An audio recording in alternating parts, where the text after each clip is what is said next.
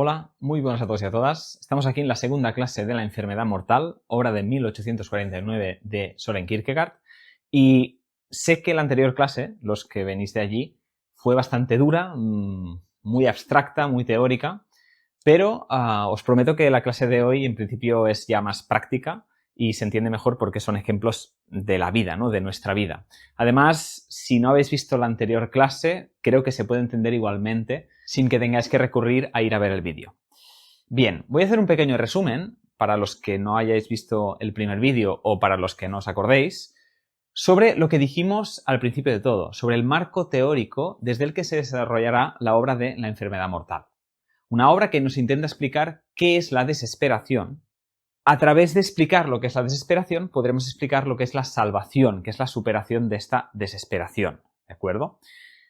Además, esto nos ayudará a entender, al final de la obra, qué es exactamente el pecado, que es, de hecho, la pregunta principal que se hace Kierkegaard en el concepto de angustia y que sigue tratando en esta obra. Pues bien, nos quedamos en la definición que nos dio Kierkegaard sobre el ser humano, sobre el yo, que es la siguiente. El ser humano es una relación consigo mismo. ¿Por qué? Pues porque, si os fijáis, toda conciencia lleva una autoconciencia. Siempre que soy consciente de algo, de que hago algo, de que quiero hacer algo, soy consciente de que soy yo quien quiere eso. Soy consciente de que soy yo el que hace eso. Soy consciente de que soy yo el que mira y no el que es mirado. ¿Se entiende, no? Bien, pues esa relación consigo mismo es al mismo tiempo, y aquí venía un poco lo que es lioso, una relación. Es la relación de una relación. Porque la base, voy ahora a explicarlo, porque la base de la relación es una relación entre dos términos en principio contrapuestos, que nosotros sintetizamos de alguna forma, que son lo sensible y lo inteligible en términos platónicos, o también, como diremos hoy, y ya dijimos en la anterior clase, la relación entre la finitud y la infinitud. O también la relación entre lo temporal y lo eterno, o la relación entre la necesidad y la posibilidad. Si nos fijamos, el ser humano, en verdad, tiene estas dos cosas. Nosotros somos seres libres, podemos decidir qué hacer, podemos proyectar nuestro futuro, trabajar para un futuro concebido, ¿no? Tenemos el concepto de fin, podemos concebir fines, pero al mismo tiempo todo ello lo podemos hacer, y de hecho somos conscientes de ello, gracias a que tenemos un contexto concreto. Somos seres finitos. Pero en esa finitud no hay una finitud extrema y determinada, sino que hay también dentro infinitud, posibilidad, libertad. Entonces, el yo tiene como base esta relación y es la relación que vuelve sobre sí, una autorrelación, una relación autorreferencial, que diríamos, en la que el yo ve esta síntesis entre lo que nos determina y lo que podemos determinar, ¿no? Esa síntesis que tenemos dentro de nosotros, que pueden ser, por ejemplo, yo qué sé, las ganas de hacer algo, ¿no? Es una cosa de finitud, yo tengo un deseo y en la infinitud podemos tener, pues, el saber o el querer, un poco más racional, no hacer eso, ¿no? Ahí hay un choque. Pues nosotros estamos en esa relación entre esas dos cosas.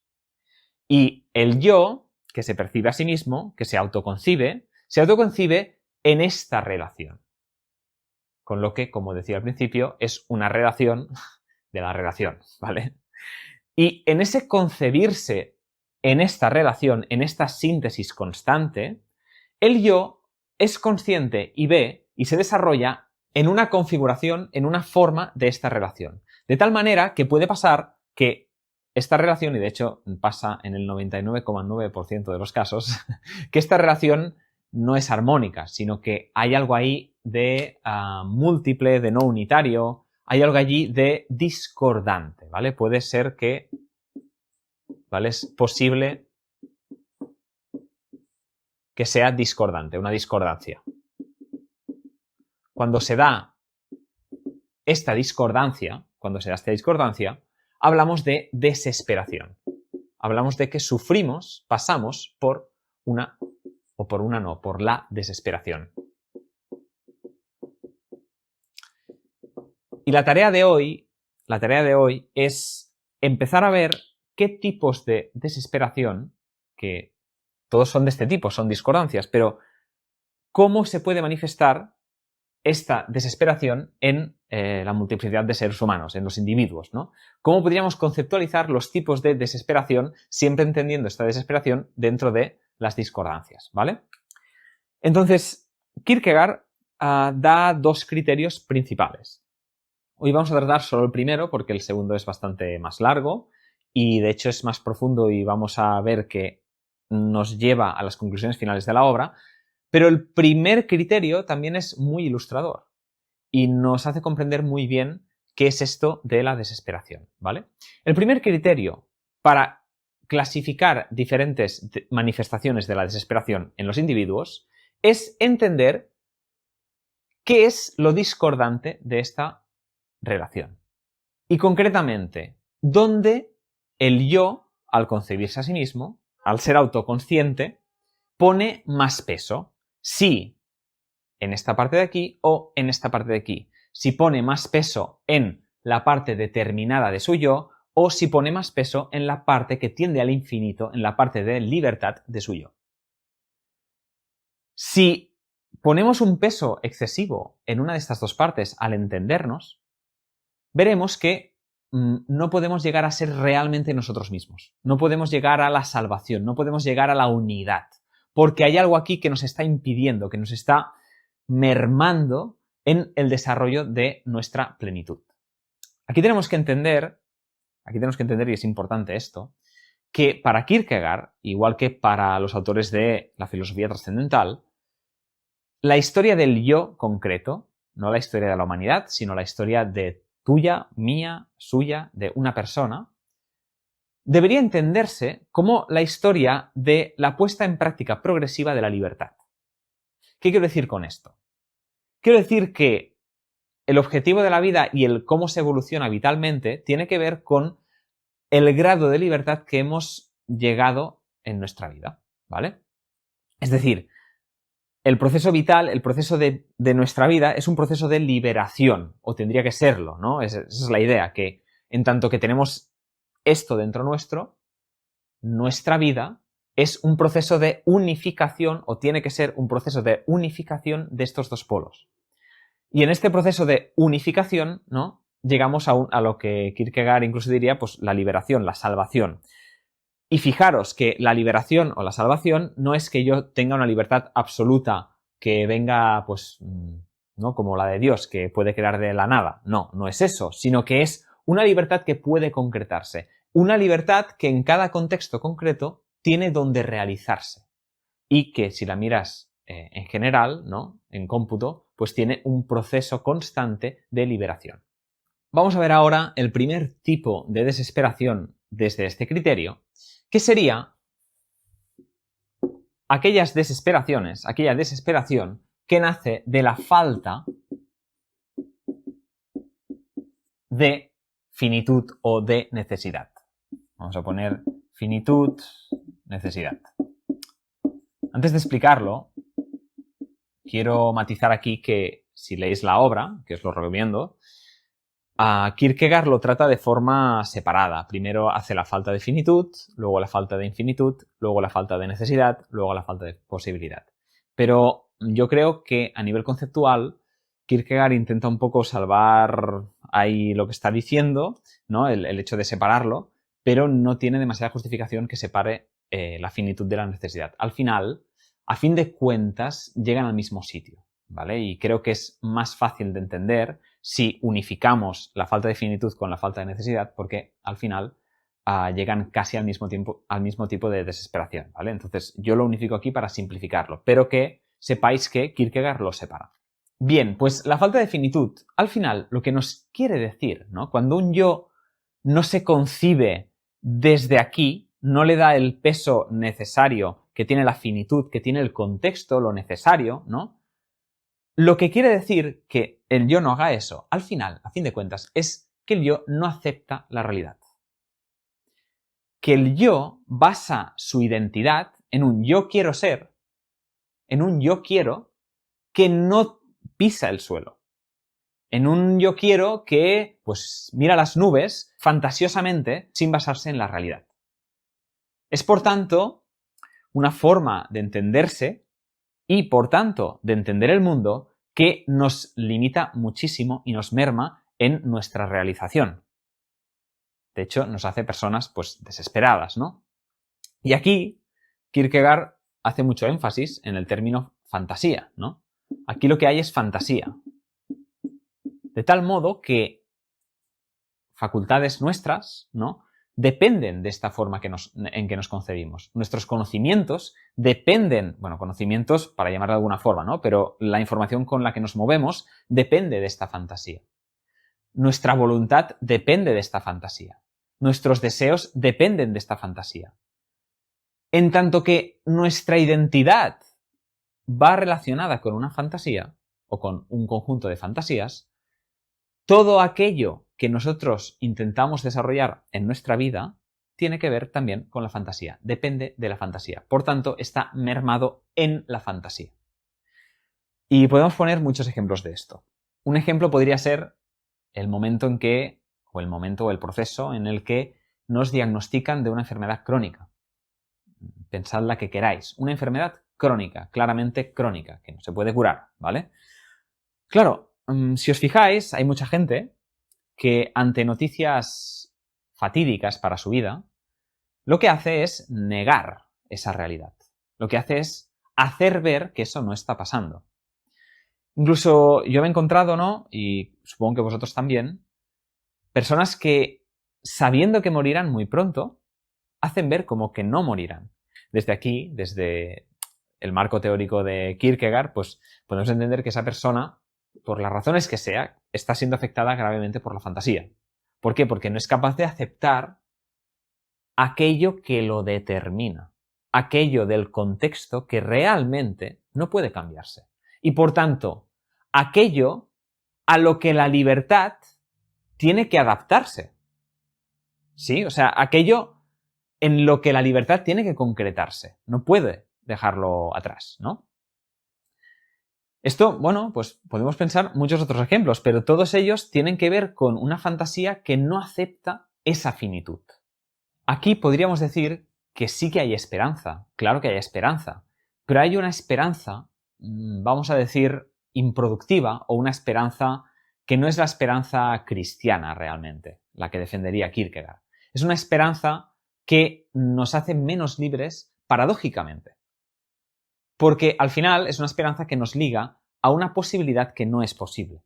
Una persona así puede estar atrapada en deseos melancólicos, en nostalgia. Por ejemplo, si una persona no acepta el paso del tiempo en su vida, puede quedarse atrapada en el pasado, en los recuerdos. Eso es una cosa que sucede muy a menudo a las personas mayores. Bueno, pues todas estas situaciones, ¿no?, nos limitan gravemente en el proceso de liberación del yo, en el proceso de salvación. Y es una forma muy clara de desesperación. Es una vida desesperada, una vida en verdad sufriente, pero con un sufrimiento que no es capaz de hacer el paso, ¿no?, para que ese sufrimiento sea también salvador. Bien, vamos a ver el otro tipo de desesperación.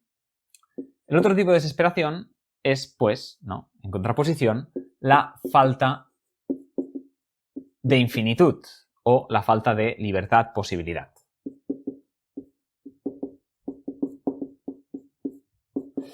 Bien, esta... Espera, que no sé hablar y escribir a la vez. Vale, ya estoy aquí. Esta falta de infinitud, esta falta de libertad, y eso ya es opinión mía, creo que es más grave que la falta de finitud. Claro, la falta de finitud, la persona que vive en la fantasía, al menos es idealista. Al menos si se da la hostia un día, ¿no?, se da una hostia de realidad, una hostia muy merecida y agradecida también en la vida de muchas personas, pues si se da esa hostia puede llegar a... Es cierto que el proceso es muy doloroso, pero puede llegar a encauzar su camino. Pero claro, la persona con falta de posibilidad, con falta de infinitud, que se concibe como determinada,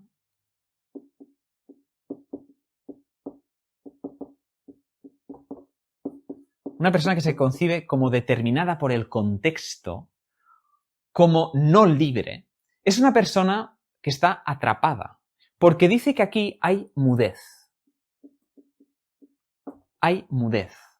Cuando yo me entiendo como no libre, porque, bueno, ¿qué más dará, no? Hacer yo qué sé, comprometerse con el mundo, con hacer un mundo mejor. Si todas las personas son iguales y el mundo no va a cambiar nunca, ¿qué más dará? Cuando yo entro en esta actitud ridícula, patética, cobarde, y no reconozco mi libertad, no reconozco tampoco mi deber, que va junto, la libertad con el deber, ¿no?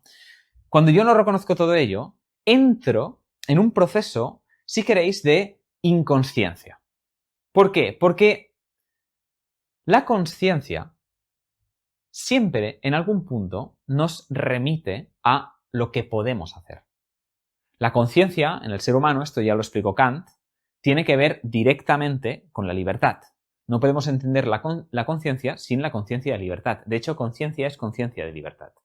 Entonces, las personas que viven negando esta libertad son personas que pasan por la vida y van haciendo sin preguntarse demasiadas cosas, sin concebirse demasiado. Son esas personas que tú les preguntas, oye, ¿por qué has hecho eso? Oye, ¿por qué has decidido ir a vivir allí? Oye, ¿por qué quieres tener hijos? Oye, ¿por qué trabajas de esto? Oye, ¿por qué? Tú le preguntas cosas. ¿Por qué esta persona es tu amiga? ¿Por qué? Da igual, tú pregúntale por qué, que no te sabrá responder. O, como mucho, lo que te responderá es algo como, bueno, pues porque me gusta. O porque era lo que tocaba. Porque era fácil. Te puede responder cosas así. Seguro que hay más respuestas. Pero todas las respuestas hacen mucho énfasis en el hecho de que ellos en verdad no son libres. Porque al final esta gente acaba pensando, en el mundo actual, ¿no?, que pues cada uno hace lo que le viene de gusto y que cada uno tiene que ser feliz a su manera y por tanto todos estamos determinados por nuestros sentimientos y tenemos que seguirlos. Entonces, pues si consigues seguir tus deseos y satisfacerte, podrás ser feliz y ya está. Y aquí cada uno pues hace lo que puede con su vida y adiós. Poco es esa la mentalidad actual, ¿no? Pero si os fijáis, en esta vida hay una cierta mudez. Estas personas, que son personas normativas, de hecho Kierkegaard las llama número, multitud, masa.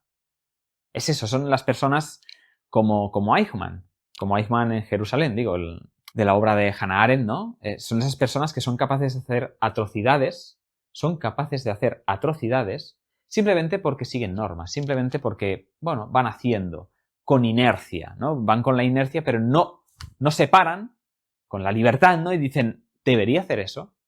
¿Qué puedo hacer? ¿Qué tengo que hacer? No se paran a hacer eso. Entonces, claro, pues en un mundo donde hay nazis, donde el gobierno es nazi, pues ellos serán cómplices de ese gobierno. Eso está claro. No se van a jugar la vida. Estas personas no se van a jugar la vida. Ahora iremos a eso. Antes de eso, fijaros en la característica de mudez. La característica de mudez está aquí porque cuando yo estoy determinado, cuando yo me entiendo como pasando por la vida, no tengo nada que decir de nada. Simplemente, pues es lo que tiene que pasar, ¿no? Lo que me tiene que pasar y lo que tiene que pasar al mundo. No hay nada mucho más que decir. Por eso estas personas son tan aburridas. Así lo digo, son tan sumamente aburridas. Yo lo siento. Es difícil que tenga amigos que tengan este tipo de desesperación, la verdad. Porque son personas que cuando te explican algo, ¿no?, te explican lo que ha pasado. Te explican lo que ha pasado, te explican hechos, te explican el contexto, te explican lo determinado, ¿no? Pero no hacen ahí una reflexión, no le dan jugo, no le dan cierta gracia, no hacen una crítica, no sé, simplemente explican hechos. Cosa que delata muy bien cómo se entienden a ellos mismos, ¿no? Como observadores de hechos, no como agentes libres. Entonces, bueno, esta gente es sumamente aburrida, la verdad. Y ellos se aburren, yo creo que se aburren en su vida porque, claro, al final esta gente seguramente lo único que tienen para satisfacerse son placeres Y al final vivir en el placer y buscando el placer es una cosa sumamente aburrida. O sea, el placer es aburrido. No lo voy a explicar mucho aquí ya, quizás en otra clase. Pero que, bueno, son gente aburrida y que está aburrida. Pero bien, he dicho antes que además son gente cobarde. Cuando yo me veo determinado por mis sentimientos, lo normal es que me mueva por el miedo. Fijaros, esto Juan el Apóstol, donde hay amor no hay miedo, ¿no? Cuando hay amor no hay miedo. Esto es una frase que a mí me parece completamente verídica, completamente aplastante, y que nos remite, creo, al hecho de que cuando nosotros amamos, y esto también lo dice Kierkegaard en las obras del amor, ¿no? Cuando nosotros amamos, cuando nosotros vivimos desde la libertad, porque amor es libertad, cuando nosotros vivimos desde esa fe, desde esa esperanza, que esta gente no tiene, por cierto, no tienen esperanza evidentemente en el ser humano, no tienen fe en el bien, en el amor, sino que la gente no ama, la gente actúa interesadamente, actúa de forma determinada, ¿no? Está determinada, no libre. ¿Cree el ladrón que todos son de su condición? Pues eso. Entonces, cuando yo concibo el mundo así, es muy difícil que yo ame. El amor requiere de libertad. El amor requiere de que me abra. El amor requiere de que tenga fe en la otra persona, de que tenga esperanza en que la otra persona también ame, en que la otra persona también sea libre, ¿no? Todo ello, como digo, es tratado en las obras del amor de Kierkegaard, obra que os recomiendo, vamos, o sea, yo me la estaría comprando ahora mismo. Pero bueno, el caso, que la gente que vive pensándose como determinada es gente que al final vive la vida temerosamente. Y Kierkegaard dirá que la prudencia, que es una virtud cardinal, que Kierkegaard odia directamente, la prudencia es la, entre comillas, virtud de esta gente. Porque la persona prudente es la persona que sabe adaptarse a las circunstancias, cuidado, pero porque se mueve en ellas sin ir más allá de ellas. La persona prudente, nos dirá Kierkegaard aquí, es la persona que vive calculando lo que es mejor según el contexto y situación. Lo que es mejor, cuidado, lo que es mejor, no lo que está bien, lo que es mejor. Esta actitud prudente no tiene por qué tener que ver con la actitud relacionada con el bien, con la infinitud, con la libertad, con aquello eterno, ¿no?, que nos permite ir más allá del ser animal. No tiene por qué tener que ver con eso. De hecho, al contrario, la persona prudente que va calculando, no suele ser una persona que ame demasiado, ¿no? El que ama da sin esperar a cambio. Esta persona calcula, sale a cuenta, no sale a cuenta. Es una vida temerosa, es una vida que no es capaz, dice Kierkegaard, de asumir el riesgo de ser uno mismo.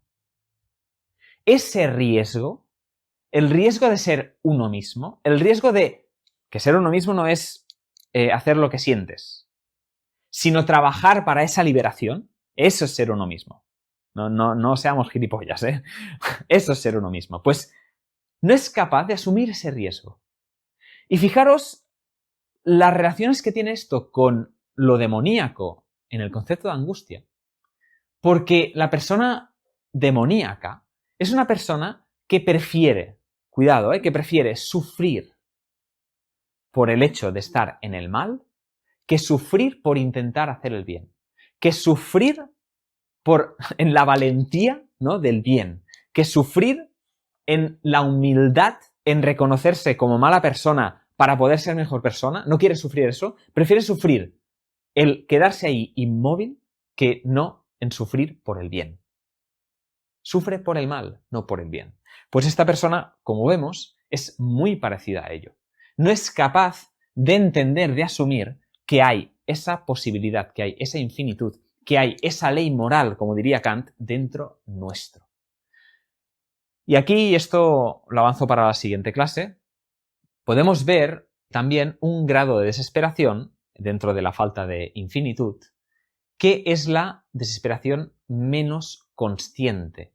¿Por qué? Porque al final estas personas que van por la vida pasando por ella, que van con la inercia, como os decía, es muy, muy probable que acaben, bueno, pues casi no siendo conscientes de lo que hacen demasiado, no se le preguntan demasiado, ¿no? Y en eso, en ese proceso de inconsciencia, en ese proceso de animalización, si queréis, en ese proceso, el yo se olvida de sí mismo. El yo no ve que realmente esto está dentro suyo. Y al no verlo, en verdad, es un desesperado o puede llegar a ser un desesperado que no se concibe como desesperado. Porque hay un grado de autoconciencia tan pequeño que ni él mismo sabe que está mal. Son esta gente